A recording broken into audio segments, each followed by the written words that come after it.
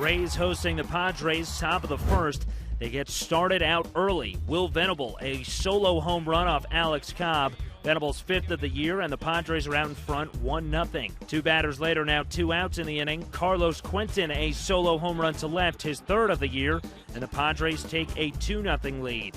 Move to the top of the third. This is where it gets interesting for Cobb. First, he strikes out Will Venable, but he advances to first on the drop third strike. Next batter is Chase Headley, who strikes out, but Venable steals second base. Up next is Carlos Quentin, and Venable steals third base. Later in the at-bat, Cobb gets Quentin swinging. So it's a man on third with 2 outs, and while facing Yonder Alonso, Cobb balks. That allows Venable to score from third, and the Padres have a 3-0 lead.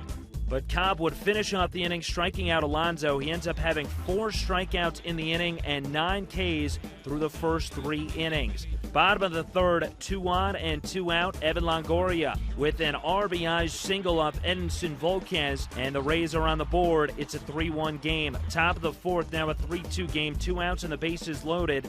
Cobb in trouble once again, but he strikes out Venable to end the threat. In the top of the fifth with 2 outs, Cobb walks Yonder Alonso, and Joe Madden comes out and says Cobb has had enough. That pitch was number 117, so Cobb's day is done after 4 2/3 innings. Bottom 7, bases loaded. Dale Thayer in the game for San Diego facing Ryan Roberts. And a base hit.